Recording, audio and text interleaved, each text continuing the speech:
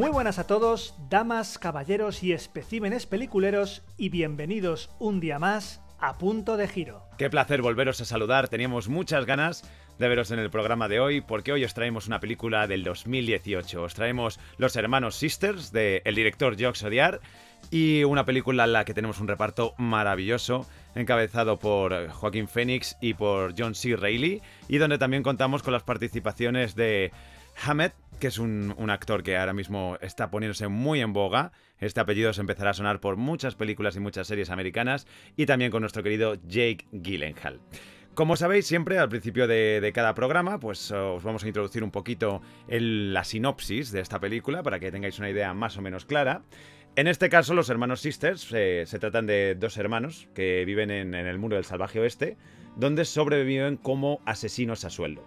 Un hombre de poder, el Gran Comodoro, les va a contratar para localizar a Worm, que es el personaje que precisamente ejecuta a Ahmed, el actor que os acabo de nombrar hace un rato, y intentarán, con la ayuda de su asociado, en este caso Jake Gyllenhaal, que hace el personaje de Morris, darle caza a este tipo, a Worm, que no es otra cosa que un buscador de oro en el lejano oeste. Lo que no sabrán es que este viaje no va a ser solamente una aventura más y otra caza más, sino un viaje completamente a través de sus vidas. Después de esta primera contextualización me gusta, y como siempre voy a dar paso a Álvaro para que lo inicie él, poneros en marca los titulares que, dentro de nuestras opiniones, le daríamos a esta película. Así que Álvaro, cuéntame, ¿tienes alguno ya pensado?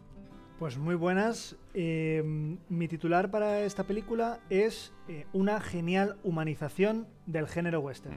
Bueno, es brutal. Sí, yo la verdad es que estoy muy de acuerdo con ese titular. La mía sería una aventura del oeste, un viaje humano inherente. Muy bien, muy poético. Sí, ¿verdad? Así pues, una vez que os hemos metido ya un poco en los titulares de Los Hermanos Sisters, vamos a ir con esta parte sin spoiler, ya sabéis, no tenéis que preocuparos en absoluto si no habéis visto la película, porque aquí solo vamos a repasar la estructura básica de la misma. Y como ya viene siendo habitual, pues vamos a empezar comentando un poquito lo que es el guión.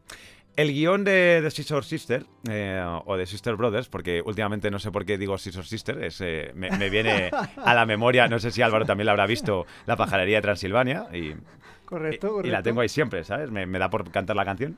Pues de los Sister Brothers, el guión, que además lo ha hecho el propio Jacques Audiard, el director, que lo hizo a pachas con Thomas Videgain, que bueno, no es la primera vez que colaboran juntos. De hecho, hay dos películas por ahí que a lo mejor os comenta luego Álvaro, que estuvieron ya colaborando.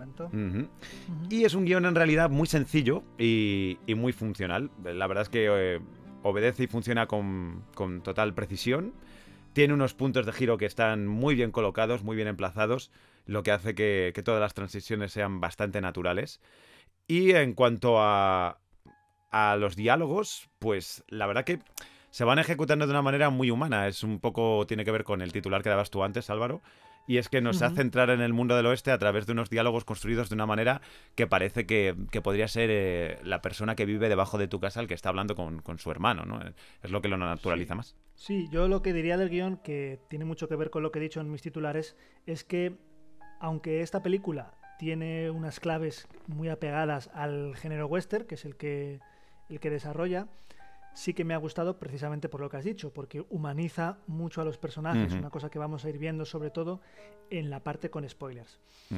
En cuanto a Jacques Audiard y Thomas Videgain, que trabajan juntos en esta película, en primer lugar, hablar de Jacques Audiard. Es un director francés premiadísimo. Se ha llevado César, BAFTAs, Palma de Oro en Cannes, o sea, tiene un montón de premios, es un actor francés bastante conocido. Aún así, director, ¿no? ¿Quieres decir? Sí, tanto director como guionista, porque también ha trabajado en prácticamente todas sus películas. ¿Ah, sí? Como guionista. Mira. Sí. Entonces, ha trabajado junto a Thomas Videgain en varias de ellas. La película más laureada que tiene Jacques Audiard como director, y creo que también como guionista, es Delatir, Mi corazón se ha parado. Es una película francesa que se llevó todo ese año en Francia, y creo que fue la que se llevó la Palma de Oro. No, mentira, no. La Palma de Oro en Cannes se le llevó otra. Pero bueno, es una de las películas más importantes que tiene este director, pero aún así yo recomendaría Sí.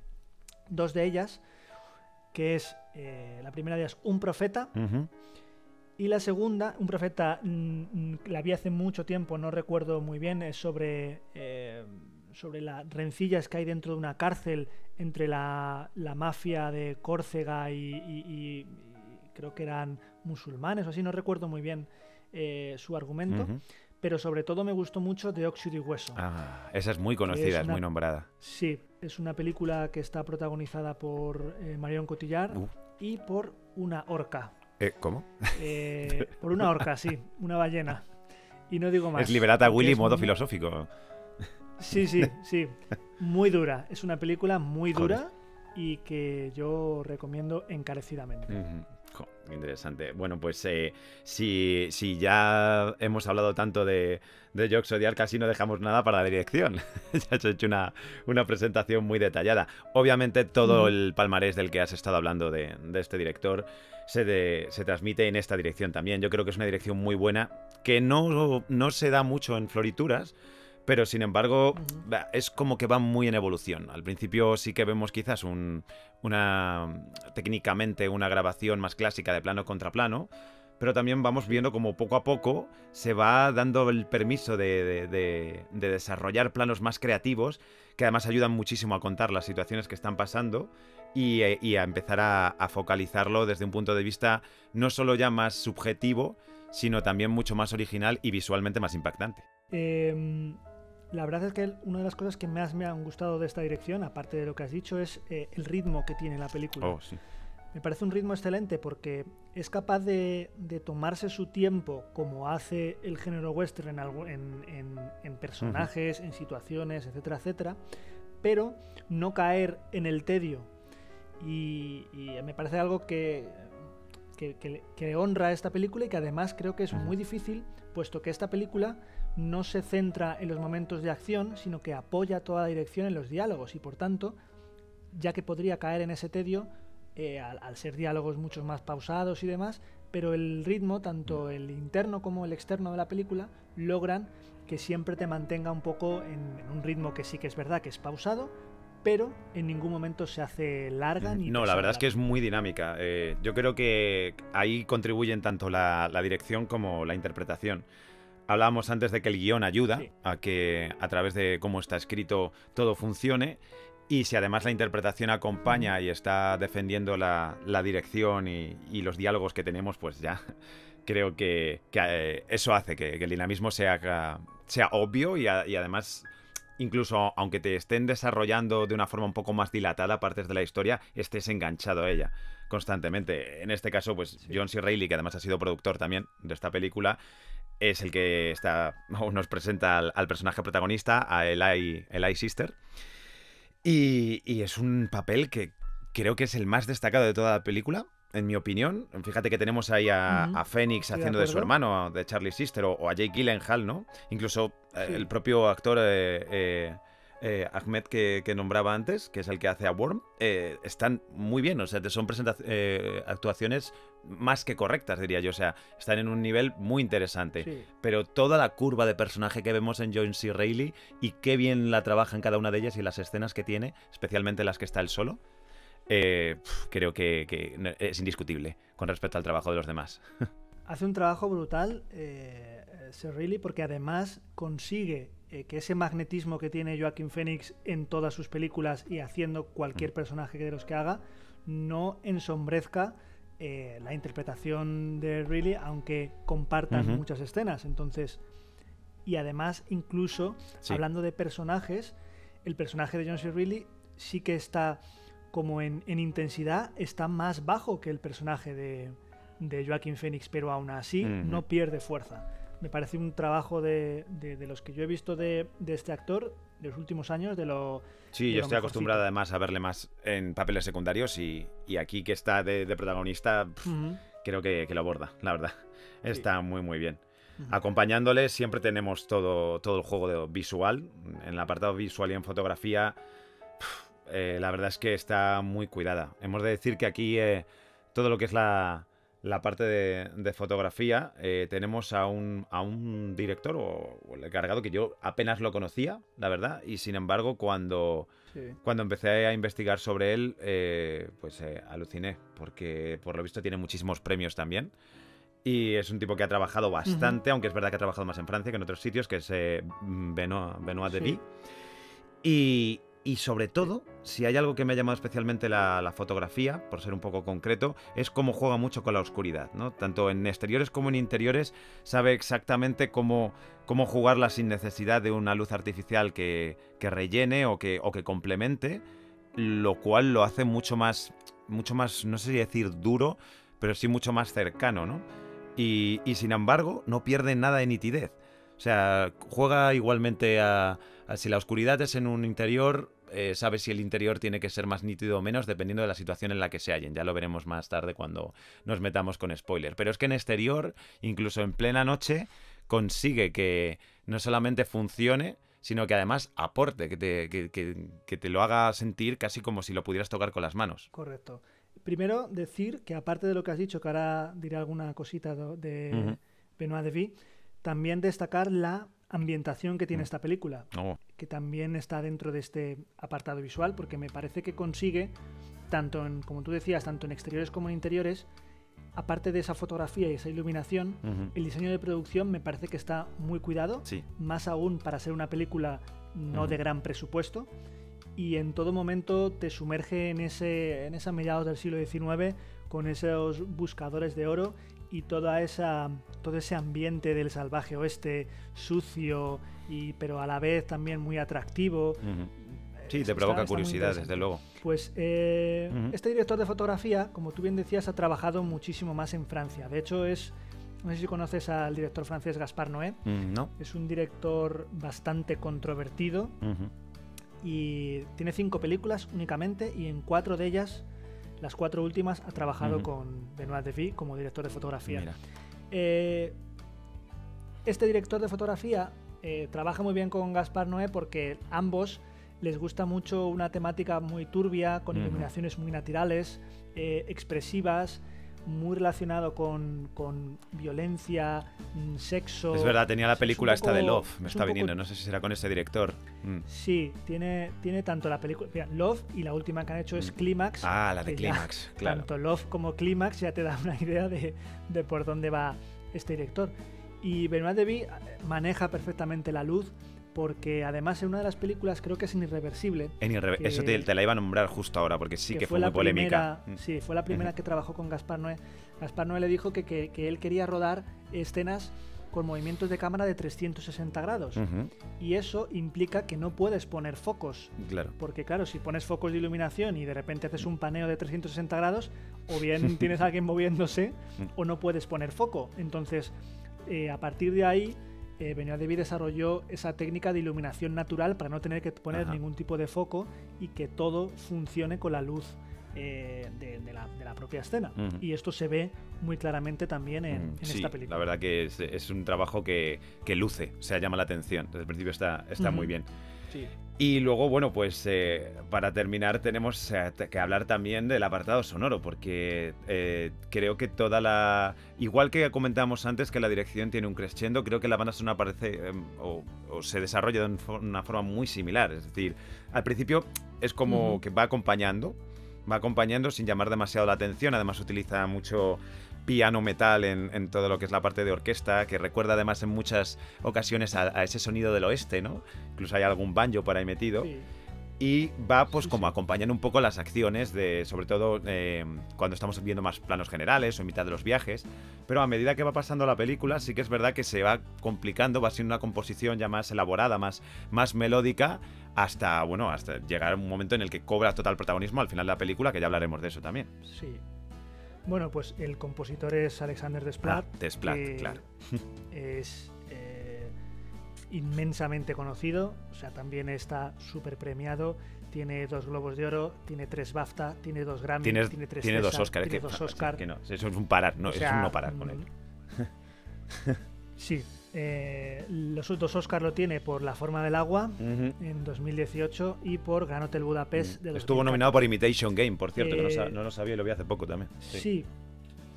De hecho, era justamente la película que yo te iba a recomendar. Hombre, ya tardaban. Sonora. Recomendaciones Sí, de Álvaro. porque- Apuntadla siempre.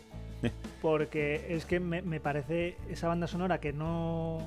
sí que creo que estuvo nominado, pero que no se Ujú. llevó ningún premio. Me parece una banda sonora espectacular para la película, además, y tiene un tema Ujú. principal que me pone la piel de gallina. Nada, qué decir, que es un compositor muy versátil, que puede utilizar tanto orquesta como composiciones más minimalistas, que te puede cambiar de género, que puede hacer tanto cosas muy... como muy frikis, tipo lo que hizo en Isla de Perros. Por ejemplo, como te una película que a puede mí me hacer gustó algo- mucho, especialmente. Algo mucho... Mm. Sí, como que te puede hacer algo mucho más instrumental y más clásico, como pues este Imitation Game o la película esta de Eddie La chica Redmayne, La chica danesa, que también tiene ese tipo. O sea que bueno, qué decir de ese Sí, no compositor. vamos a añadir más. Los que lo conozcan espectacular. seguro que ya saben mucho No, más que no, no. nosotros incluso. Y bueno, por supuesto, ahora prestad atención, abrid las orejas y si no habéis visto esta película, es el momento de que deis al pause en vuestro reproductor, vayáis a verla, es muy recomendable, porque a partir de aquí comienzan la parte con spoilers. Esta parte con spoilers vamos a empezar, como ya es habitual en nosotros, comentando los primeros minutos de la cinta, que ya nos dan unas claves de cómo se va a desarrollar. David, por favor. Oh, muchas gracias Álvaro por cederme el testigo. La verdad es que me encanta cómo empieza esta película. Los primeros minutos, como bien dices, se marcan mucho ya como todas las tendencias de la película. Nos hace una presentación muy diferente, pero muy eficaz. Tanto yo diría que de la situación, como del tipo de rodaje que vamos a ir viendo durante toda la peli, como de los personajes también. Porque por un lado estamos viendo cómo se marca un tiroteo, pero no está hecho de una forma muy peliculera. Y con esto me refiero, especímenes peliculeros, a que lo estamos viendo de una manera muy poco habitual. No es nada... No busca la espectacularidad. Estamos viendo no, efectivamente, nos estamos yendo de ahí. Estamos viendo un plano general de noche. Hablábamos antes de la oscuridad, pues ya empezamos de noche, en el que no oímos más que los disparos y se ve el fuego que saldría de cada uno de los cañones a lo lejos. O sea, más frío que eso... creo que es imposible. Luego ya la cámara se acerca, ¿no? Y vemos a los hermanos ya en acción. O sea, no se toma el tiempo de presentarlos, te lo presenta en lo que es su trabajo, que es asesinos a sueldo, y cómo entran en esa casa pues a cumplir la tarea que tienen esa noche, que es encargarse de las personas que están allí dentro, ¿no? Esa manera de presentarlo tan fría, tan directa, tan a degüello, me parece muy oportuna. Y además nos da una oportunidad, como decía, de ver muy claramente las dos personalidades. Primero, esta peli va a ser así. Y segundo, tenemos al personaje de Charlie, que es el que hace Phoenix, ¿no? Que digamos que le vemos como un asesino nato, un natural born killer, que dicen los americanos. Y vemos por otra parte ya ese lado sensible de Sir Reilly, que es el hermano, que es Eli. Quizá no tanto en el asalto, pero sí en la escena posterior que se incluye ya dentro de esos primeros minutos, que es la de los caballos. Aunque no sé, Álvaro, si tú la incluirías dentro del inicio, pero creo Sí. que forma parte, ¿no?, de esta primera secuencia. Sí, yo la metería ahí porque, como tú bien dices, esos primeros 5 minutos es cuando realmente se presenta estas dos, no voy a decir quizá personalidades, sino estas dos maneras de vivir este trabajo que tienen de asesinos en sueldo, que por un lado es Phoenix, como bien has dicho, el personaje de Charlie, que lo vive de una manera muy fría, como un asesino, como un trabajo, y luego está Eli, que lo vive de una manera más, no sé si sensible, pero por lo menos sí más humana, entre comillas. Y nada, simplemente volver otra vez a decir el hecho de que ya en esta escena vemos la iluminación y sobre todo la oscuridad como un leitmotiv que va a ir se va a ir dando durante toda la película, tanto en lo que es la iluminación en sí, como en la oscuridad que van a ir poco a poco cogiendo algunos de los personajes. Y bueno, que ya directamente aquí en este inicio ya vemos esa dirección que tú comentabas en la parte sin spoiler, que no tiene demasiadas florituras, pero que es muy eficaz. Y es lo que tú decías de esta parte antes superheroica, que son un tiroteo tal cual. De hecho, bueno, esta relación que ya se plantea desde esta situación más fría, ¿no?, de una situación más natural, más humana, sí, es algo que va a ser parte de, bueno, la parte principal, pero en realidad va a establecer como los dos polos de lo que va a ser gran parte de la película, ¿no? Que son dos relaciones muy importantes, tanto la de estos hermanos como la que luego van a tener, por otro lado, el que sería Jake Gyllenhaal como asociado y el personaje de Worm, ¿no? El buscador. Sí, yo creo que la relación entre los hermanos no solo es un pilar de la película, sino yo diría que es el pilar más importante de la película y es lo que hace que... Estoy de acuerdo. Es lo que hace que se humanice lo que decíamos de este género de western que yo decía al principio. Está muy bien jugado, ambos, sobre todo ese juego de roles que tiene, de hermano mayor, hermano menor, está excelentemente trabajado por parte de los actores y como digo, las interpretaciones que ya hemos dicho que son interpretaciones muy buenas son la base de la película.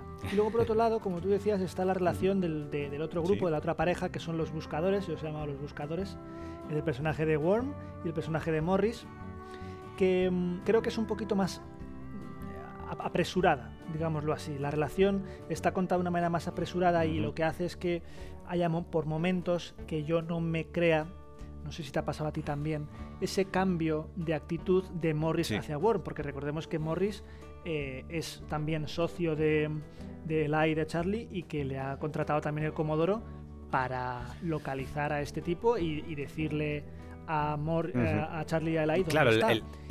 Lo que me sucede, perdóname ahora que te interrumpa ya que por alusiones, es que lo veo muy precipitado. O sea, es como... efectivamente, usando un sinónimo del verbo que habías hecho tú antes, ¿no? Es como que de repente se encuentran sabiendo, porque ya te los han presentado, quiénes son cada uno. No es como si de repente lo descubres después, sino que ya sabes de antemano por qué están ahí, por qué se encuentran. Y sin embargo está ese inicio de relación, que luego lo comentaremos más adelante, que ya empieza siendo desde el principio como un acercamiento que, si bien es más humano, que va mucho con la película, sí que sorprende, porque si bien al principio puedes pensar, bueno, se han acercado así porque el personaje de Morris ya sabe muy bien cómo tiene que hacer para camelárselo, pero sin embargo es al contrario. Parece que al final el que termina seducido por la idea que vende el otro no es Worm por Morris, sino Morris por Worm, ¿no? Ese ideal del que luego hablaremos seguramente más en extensión. Sí. De hecho, esta relación que tú dices un poco rara, yo desde el principio he notado como la insinuación de una relación, no sé tú, quizá como un poco sobrepasando los límites de la amistad. Sí, hay como una especie de insinuación a la homosexualidad, pero es muy sutil en ese caso. Sí, es sutil y es un poco... no es tan físico, sino más bien como si el personaje de Worm sedujera mentalmente, intelectualmente, emocionalmente al personaje de Morris. Por eso, y aquí voy a plantear una ida de pinza mía, que seguramente no sea así, pero bueno, yo veo el personaje de Worm no solo como un personaje real, que evidentemente lo es, sino como un personaje metafórico, simbólico. A mí me parece que este personaje simboliza la búsqueda del oro, simboliza esa fiebre del oro de mediados del siglo XIX, esa metáfora de esas familias abandonando la comodidad de sus hogares para irse al salvaje oeste lleno de peligros para encontrar oro. Para una nueva oportunidad, para salir adelante. Efectivamente, para salir adelante, para intentar salir adelante, porque luego realmente los que encontraban oro eran contadas personas. Entonces ya desde el principio en que se nos plantea que este personaje tiene una fórmula extraña para poder visualizar el oro directamente en los ríos sin tener que hacer todo el trabajo de criba, etcétera, etcétera, ya eso a mí me choca, porque yo, desde mi ignorancia completa, creo que eso no existe. Yo que sepa tampoco. O por lo menos, si existe, existirá ahora, no a mediados del siglo XIX. Entonces, yo creo que este personaje va un poco por ahí, por un personaje como que simboliza un poco la codicia, la seducción del oro, ese... si me sigues, tu vida va a cambiar, porque como todos los personajes quieren cambiar su vida de alguna manera, por eso el personaje de Worm es capaz de llevárselos a su terreno, porque todos los personajes tienen una carencia que se puede suplir con el oro. Entonces está muy bien colocado. Es cierto que la relación esta es un poco apresurada, pero no será porque estos actores no hayan trabajado juntos, porque además Jake Gyllenhaal y Riz Ahmed ya habían trabajado juntos y muy bien bastante mejor que esta película, por cierto, en Nightcrawler. En que Nightcrawler. No tiene absolutamente nada que ver con esta película. Este es de Nightcrawler de 2014. Pero que hacen un papelón los dos, sobre todo Jake Gyllenhaal, pero él le hace como de secundario, de contrapunto, que esto va a ser recomendación, Álvaro, porque creo que es una película que, si no habéis visto, es obligadísima de ver por muchos motivos, tanto la película como el mensaje que nos da la película. Y ya tenemos la segunda recomendación de hoy. Ahí está. Bueno, y luego, aparte de todas estas cosas que hemos estado viendo de los personajes y tal, todo esto se ve complementado por la dirección de Odiar. Creo que la dirección habría que analizarla desde varios puntos de vista en esta película. Bueno, primero, que no sé si lo hemos dicho, ganó en el Festival de Venecia la mejor dirección esta película el año pasado, sí. 2018. Entonces, en primer lugar, a nivel de composición, creo que hay momentos, algunos ejemplos espectaculares de cómo compone la imagen Odiar y el director de fotografía.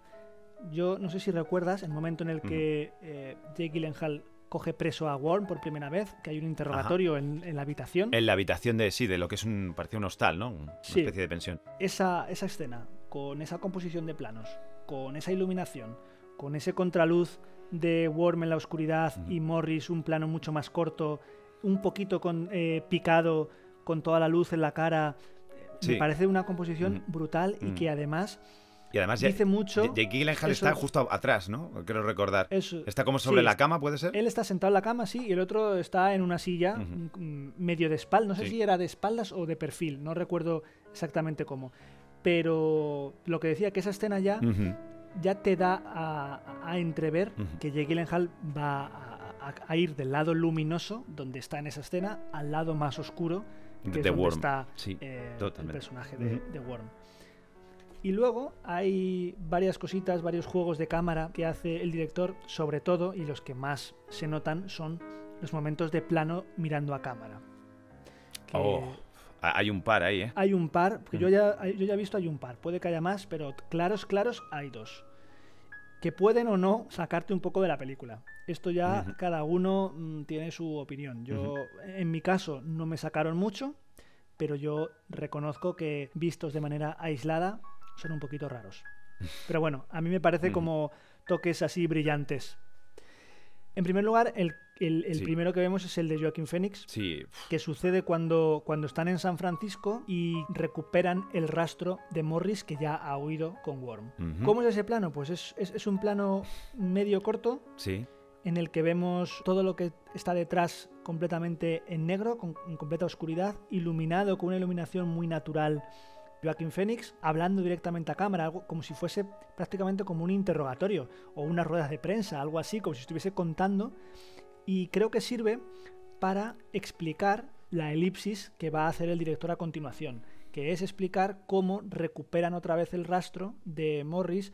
Joaquin Phoenix dice que estuvieron preguntando a tal, no sé qué, que se les ocurrió que podían preguntar a tal y no sé, y al final recuperan ese rastro. Me parece que está utilizado de una manera muy inteligente para explicarte la elipsis y no tener que hacer una escena completa viendo eso precisamente que acaba de contar Joaquin Phoenix. Y luego tenemos la escena de Worm mirando a cámara, que es justo cuando están preparando el compuesto mágico para encontrar el oro. Es un primer plano muy muy cerrado, que se produce justo después de que Worm haya mirado a Morris, hayan sonreído en una mirada de complicidad, y de repente mira directamente al espectador y se mantiene sin diálogo, sin música, sin nada, se mantiene directamente durante 3-4 segundos mirando al espectador. Además pone en el punto de vista, casi está como si el espectador fuera Morris, el propio Morris, casi. Sí. No llega a mirar directo a cámara, pero es prácticamente.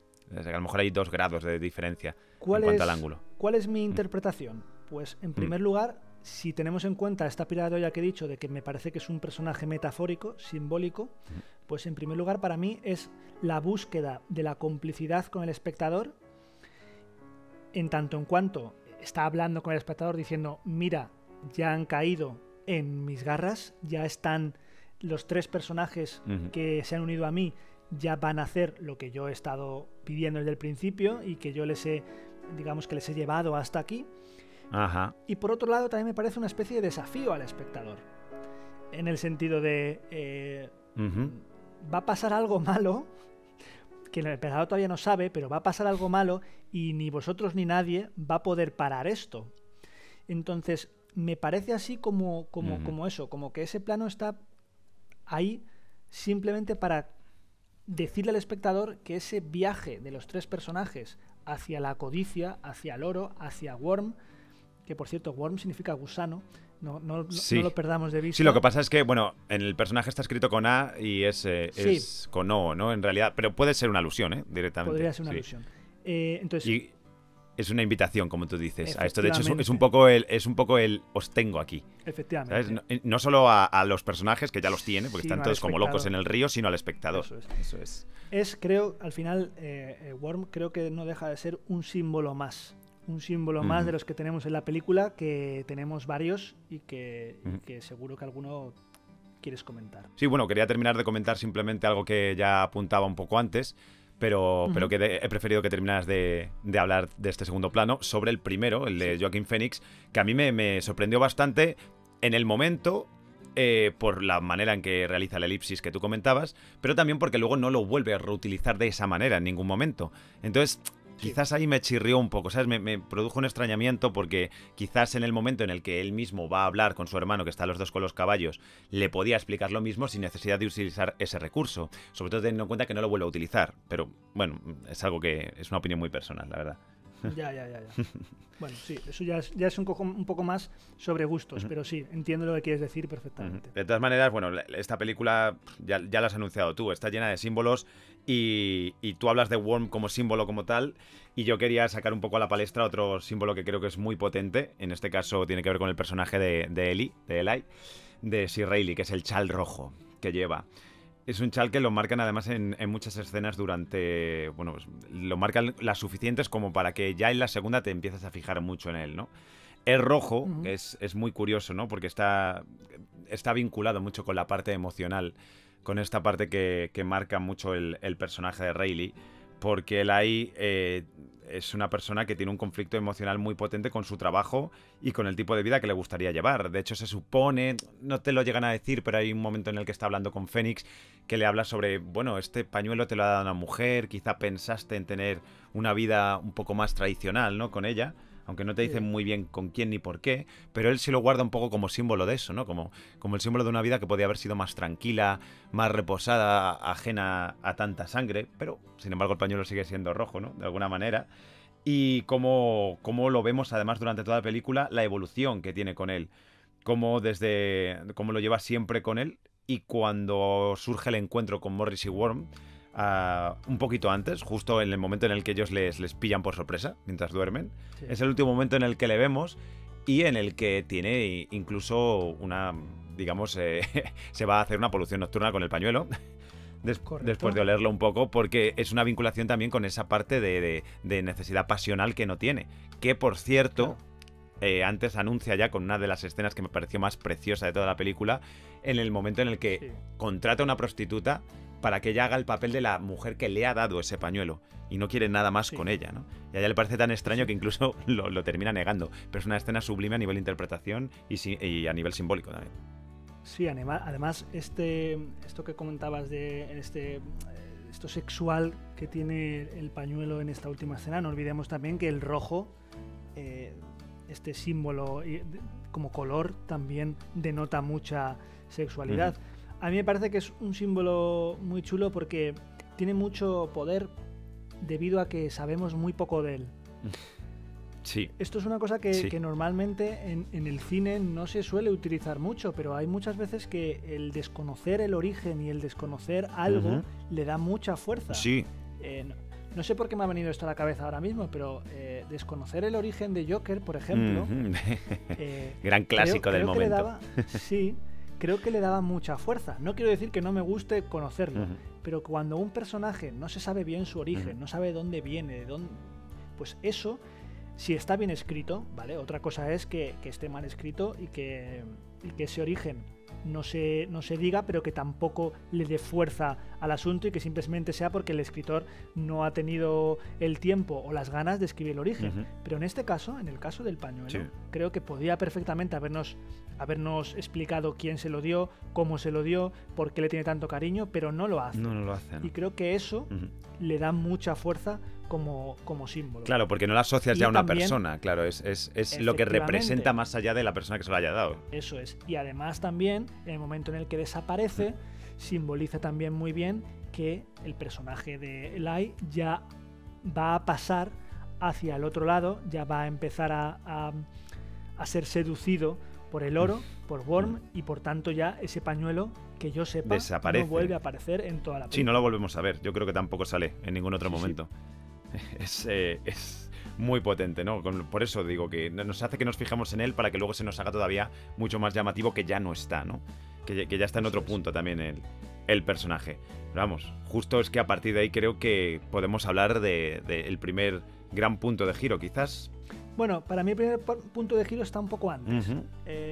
Para mí el primer gran punto de giro, esto no es un plot twist, ¿vale? Esto no es un giro de tuerca brutal, pero sí que me parece interesante, y es cuando por primera vez se pone de manifiesto el hecho de que ambos hermanos tienen una idea de futuro muy diferente y además contrapuesta y que choca una con otra. En San Francisco estás hablando, claro. Efectivamente, la conversación que tienen en San Francisco, que además acaba de una manera súper violenta. Sí. ¿Vale? Entonces, ¿por qué creo que es importante y por qué es interesante? Sobre todo porque para mí el conflicto que hasta entonces había estado en cómo estos dos hermanos dan caza a Worm y a Morris, de repente el conflicto de esa caza se traslada a un conflicto entre ellos dos, un conflicto de hermanos, que ya se había ido fraguando un poquito antes. Justo te lo iba a decir, nos lo ha ido presentando, claro, escena esta. Claro, está muy bien construido. Porque desde el principio vemos que son dos personalidades bastante diferentes, entonces siempre va a haber conflicto entre ellas, pero aquí aparece como un gran conflicto entre retirarse y montar una tienda, que es lo que quiere el personaje de Eli, y además lo dice, o seguir en este mundo, seguir matando porque se le da bien, e incluso, que eso ya sí que lo dirá después, ocupar el lugar del Comodoro, que es lo que quiere hacer el personaje de Charlie, de Joaquin Phoenix. Sí, adquirir más poder. Entonces, ¿no? En general. Efectivamente. Entonces, lo que yo llamo este primer gran punto de giro, lo que hace es darle profundidad a partir de ese momento a la cinta, porque además creo que está más o menos por la mitad.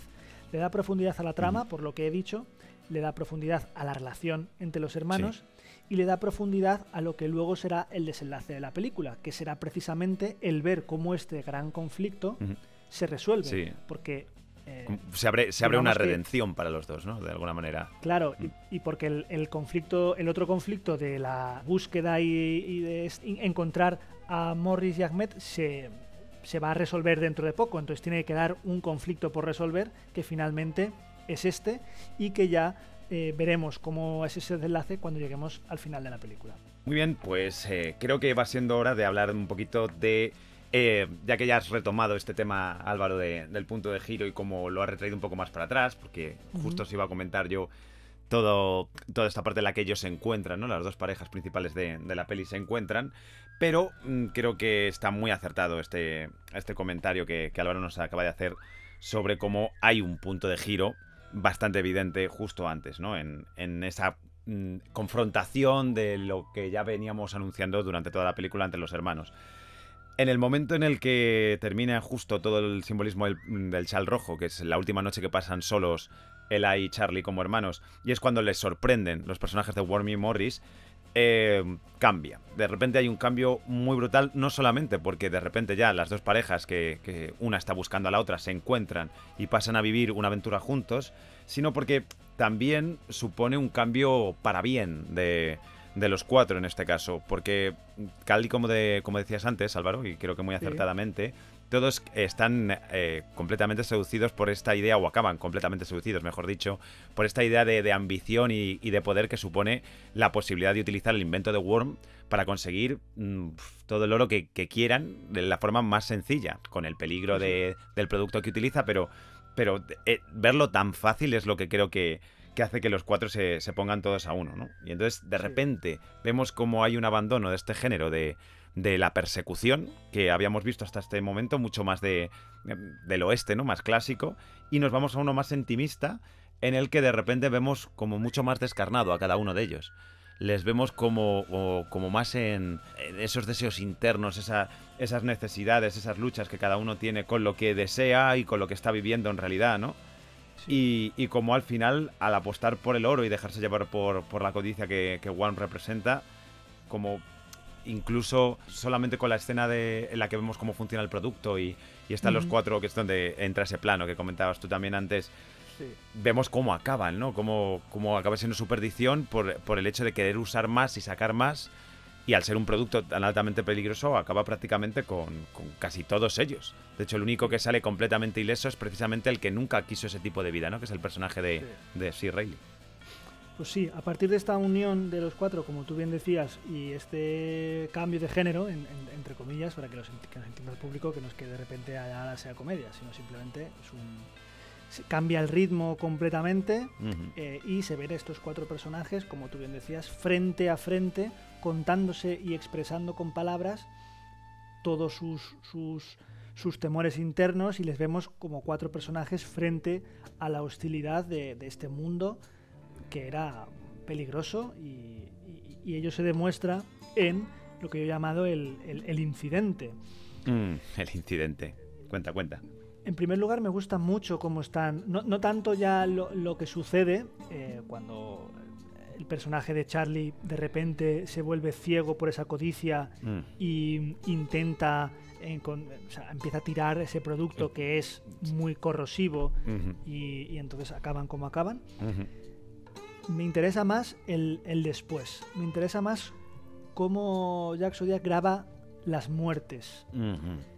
Porque me parece que, igual que decíamos que el principio es muy crudo, el principio de la película, las muertes son muy crudas igualmente. Son muy brutas, sí que es verdad. Porque además se exponen mucho emocionalmente a los cuatro. O sea, creo que vemos el lado más débil de los cuatro en ese momento. Desde el suicidio del personaje de Morris hasta ese personaje de Worm agonizando y deseando con todas sus fuerzas que el que estaba ahí al lado de su cama mientras él moría, claro, no fuera él ahí, sino Morris. Si no fuese Morris. Entonces, sea como sea, esos dos personajes, el de Morris y el de Worm, crearon unos lazos muy fuertes que se ven hasta el momento de la muerte, por lo menos en Worm. Sí. En Morris no se ve tan claro.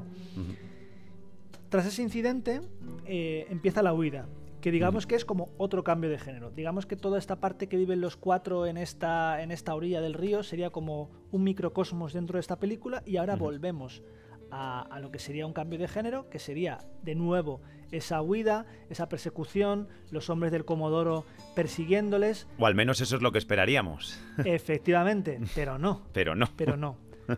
Sí que es cierto que Jack Zodiac nos muestra algunas escenas de tiroteo, siempre o casi siempre de lejos. Sí, un plano como muy, muy general.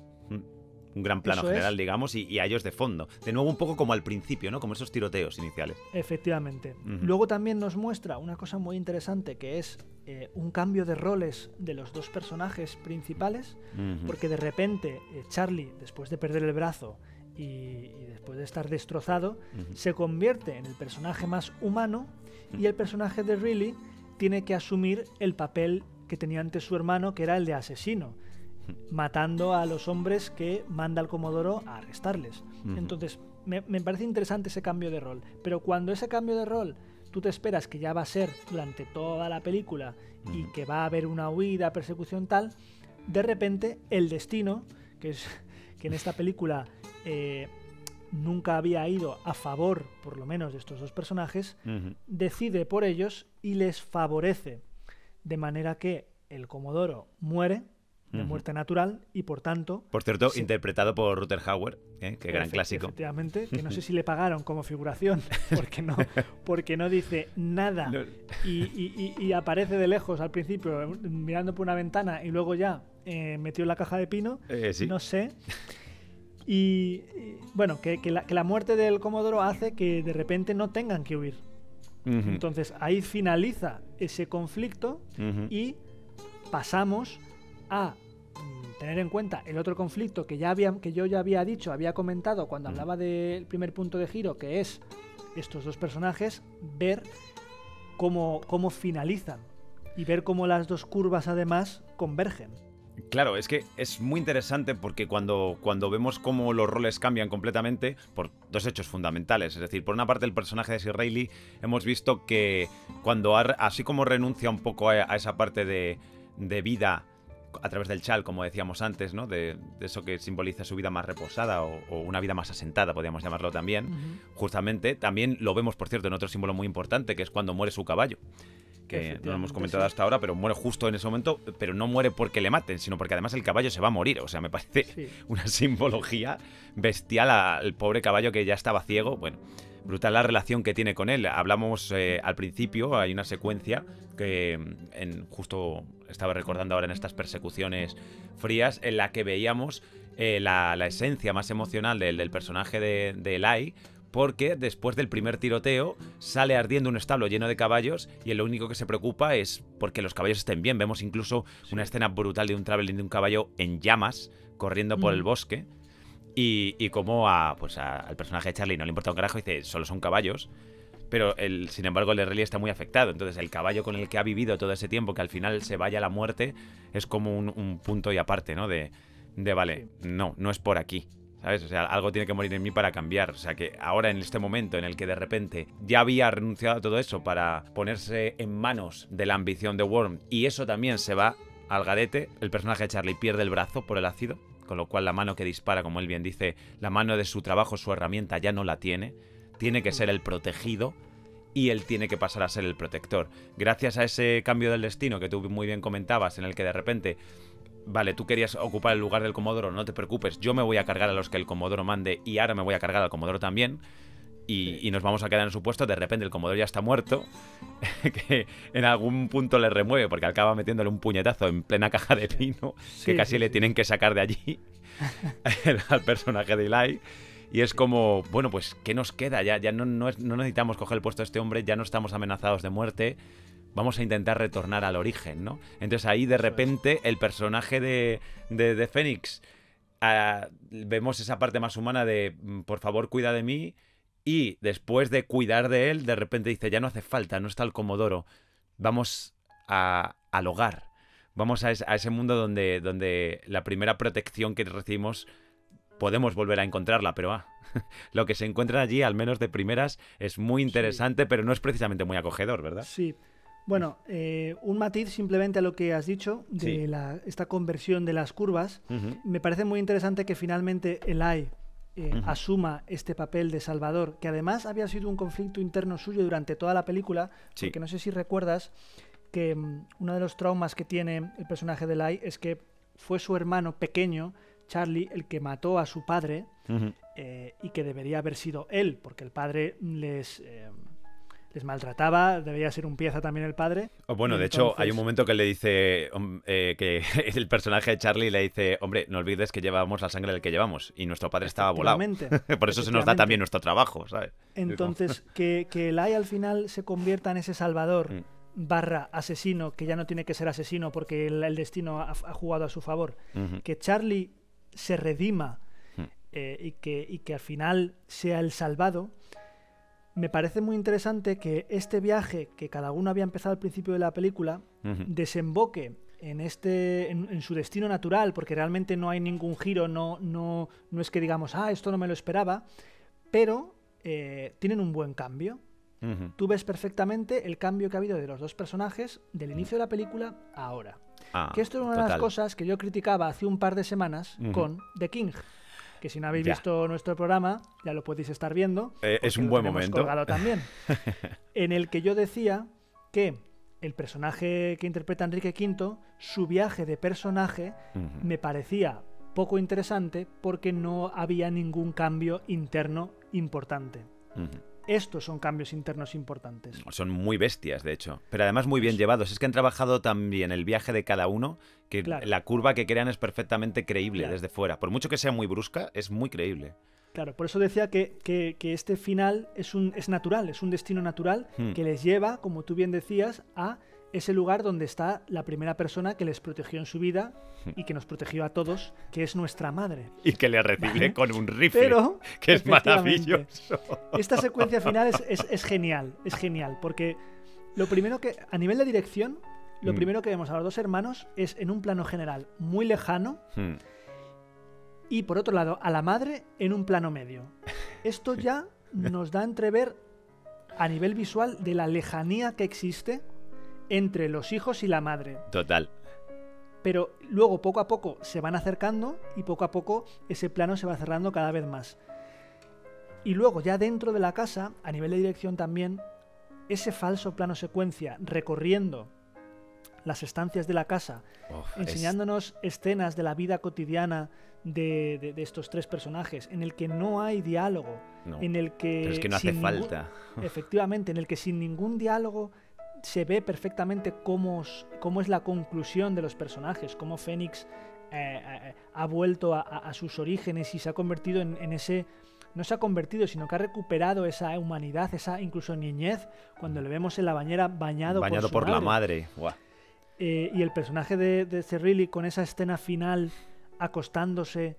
Con la cortina blanca de punto, ¿verdad? Con el viento dándole la cara y con esa sonrisa. Efectivamente, esa sonrisa que la habíamos visto durante muchos momentos en la película, le vemos acostándose y dormir, siempre con un ojo abierto por si acaso le pasa algo a su hermano. En este momento se le ve relajado, feliz, contento, con una sonrisa. Me parece que esos 40 segundos o ese minuto es espectacular. Es brutal, además acompañado por esa banda sonora. Efectivamente. Totalmente. Que decíamos en la parte sin spoiler que Alexander Desplat aquí en esta película había hecho composiciones que pasaban más desapercibidas y que poco a poco van evolucionando. Pues este es el culmen de la evolución de la banda sonora. Sí. En el que de repente es una pieza de 2 minutos y pico, 3 minutos diría yo, en el que, como no hay diálogo, es la protagonista. Es la que cuenta, es la que está contando la emoción por donde pasan los personajes, aparte de los planos, claro. Es la que está contando. Y yo, además, reto al espectador, si puede tener esta película... Atención, reto. En sus manos, a que vea esta escena sin música.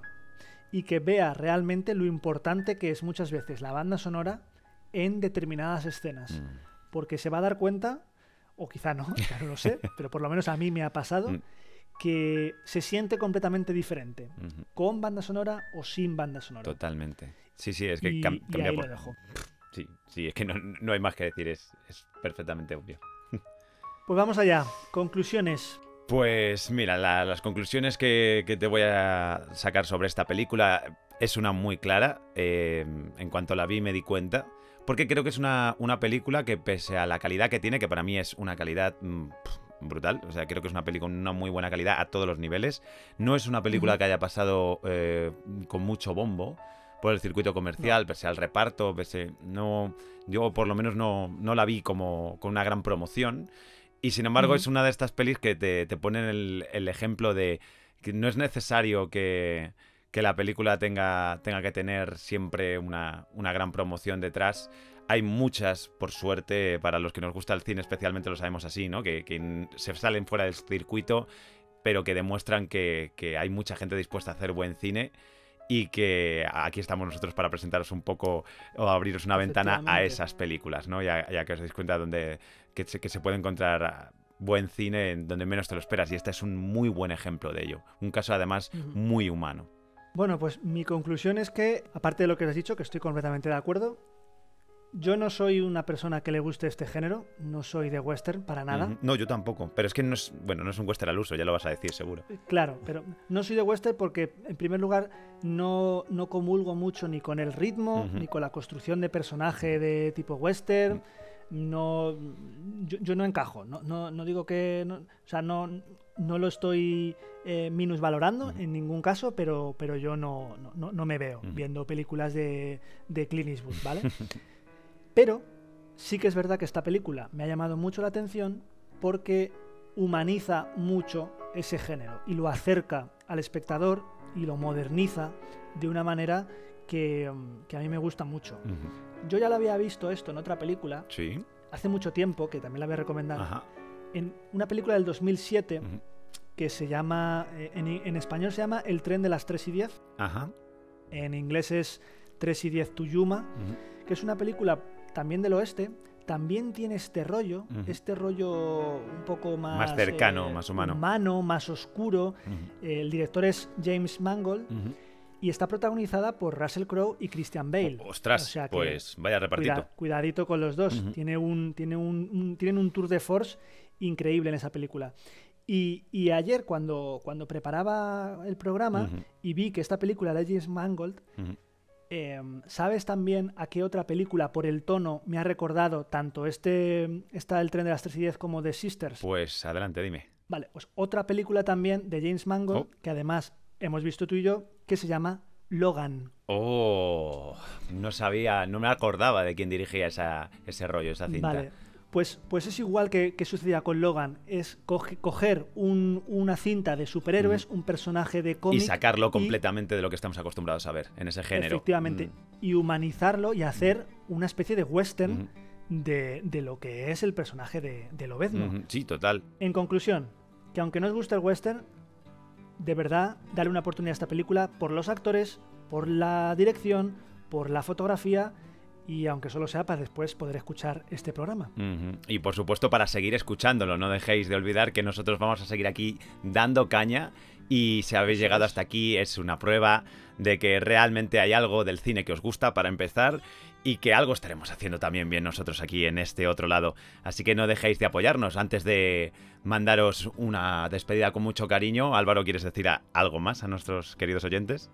Que muchísimas gracias por el apoyo, por ese número ya de especímenes peliculeros que somos en nuestro tanto canal de YouTube como en iVoox, como en Twitter. Todo lo tenéis en nuestra descripción de los programas. Muchísimas gracias, y que seguiremos mejorando gracias a vuestros comentarios, a vuestro feedback y a vuestras opiniones y, quién sabe si, peticiones. Siempre podemos estar abiertos, claro que sí. Eso es. Para nosotros es un placer, por mi parte también. Ha sido un verdadero placer estar con vosotros un día más. Recordad que si os gusta el cine, nosotros somos puro cine. Somos Álvaro y David, y esto es Punto de Giro.